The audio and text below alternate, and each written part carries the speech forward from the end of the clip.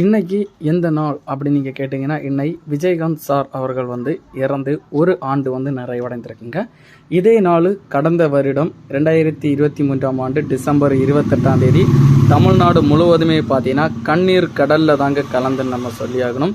அந்த ரீதியில் ஒரு சோகத்தை ஏற்படுத்தின நாளாக அமைஞ்சிருக்குன்னு தாங்க நம்ம சொல்லியாகணும். சென்னையே பார்த்தீங்கன்னா ஆள்கள் ஃபுல்லாக நிரம்புற மாதிரி மண் தூக்கி போட்டால் கூட ஆட்கள் மேலே படுற அளவுக்கு ஆட்கள் நிரம்பி இருந்திருந்தாங்க. அதாவது விஜயகாந்தை காண்பதற்காக கடைசியாக பார்க்குறதுக்காக தமிழ்நாடு முதல் எல்லா இடத்துல இருந்தும் உலகம் முழுவதுமே இருந்து எக்கச்சக்கமான பேர் விஜயகாந்தை பார்க்குறதுக்காக வந்திருந்தாங்க. விஜயகாந்த் அவர்கள் நம்மை விட்டு போனாலுமே அவருடைய நினைவு யாரை விட்டும் போகாதுன்னு தாங்க நம்ம சொல்லியாகணும். அந்த லெவலுக்கு அவர் நற்செயல்களை மக்கள் ரீதியில் தமிழ்நாடு முழுவதும் செஞ்சுருக்காருங்க. அது எல்லா மக்களுக்குமே தெரியுங்க. இந்நாள் வரைக்குமே விஜயகாந்துக்கு ஓட்டு போடுறவங்க தற்போதைக்கு வரைக்குமே விஜயகாந்துக்கு தாங்க ஓட்டு போட்டுருக்காங்க. எந்த ஒரு மாற்றமும் கிடையாதுங்க. ஏன்னா விஜயகாந்தோட கொள்கை, விஜயகாந்தோட நடவடிக்கை அவ்வளவு கிளியராக இருந்துச்சுங்க. விஜயகாந்த் அவர்கள் நீங்கள் பார்த்தீங்கன்னா விஜயராஜ் அழகர் சாமிக்கு 25 ஆகஸ்ட் 1952 மதுரை சென்னை மாநிலம் இந்தியாவில் அவங்க பிறந்திருந்தாங்க. அதே இதில் டிசம்பர் 28ஆம் தேதி 2023 71 வயது நிறைவடைந்து முடிந்து சென்னையில் தமிழ்நாட்டில் அவர் இறந்திருந்தாருங்க.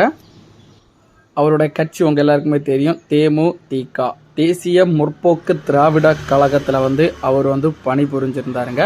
இவருக்கு 2 பையன்கள்க, ஒரு மனைவி பிரேமலதா விஜயகாந்த் சொல்கிற மனைவியும் அவங்க 1990 மேரேஜ் பண்ணியிருந்தாங்க. 2 குழந்தைகள் இவங்களுக்கு இருக்கிறாங்க. இவங்க நீங்கள் பார்த்தீங்கன்னா நடிகர், இயக்குனர், திரைப்பட தயாரிப்பாளர், இந்த மாதிரி அரசியல்வாதி, இந்த மாதிரிப்பட்ட எக்கச்சக்கமான பணிகள் செஞ்சுருக்காருங்க.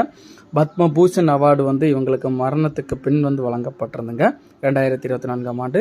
கலைமாமணி 2001ஆம் ஆண்டு இவர் பெற்றிருந்தாருங்க. இவருக்கு புனைப்பெயர்கள் பார்த்தீங்கன்னா கேப்டன், இல்லைனா கருப்பு எம்ஜிஆர், இல்லைனா புரட்சி கலைஞர் அப்படி சொல்கிற பெயர்களும் பட்டங்களும் விஜயகாந்துக்கே சூட்டப்பட்டிருந்துங்க. அந்த டைம் விஜயகாந்த் சினிமா ரீதியில் 150க்கு மேற்பட்ட படங்களை நடிச்சிருக்காங்க. வைதேகி காத்திருந்தால், அம்மன் கோவில் கிழக்காலே, பூந்தோட்ட காவல்காரர், செந்தூர பூவே, புலன் விசாரணை, சின்ன கவுண்டர், நேர்மையான ராஜ், தாயகம், வானத்தை போல, கேப்டன் பிரபாகரன், இந்த மாதிரிப்பட்ட திரைப்படத்துல எல்லாம் நீங்கள் பார்த்தீங்கன்னா அவருக்கு ரொம்பவுமே அதிக லெவலுக்கு பிரபலமான திரைப்படமாக அவருக்கு அமையப்பட்டுங்க. தற்போதைக்குமே தமிழ் சினிமாவில் நீங்கள் பார்த்தீங்கன்னா அவருடைய பழைய பாடல்களாக இருக்கட்டும், அவருடைய நற்செயல்களுமே பேசப்பட்டு தாங்க வருது. தி கோட்னு சொல்கிற விஜயோட திரைப்படத்திலுமே ஏஐ தொழில்நுட்பத்தின் மூலம் விஜயகாந்தை வடிவமைச்சு ஒரு கான்செப்ட் கொண்டு வந்திருந்தாங்க.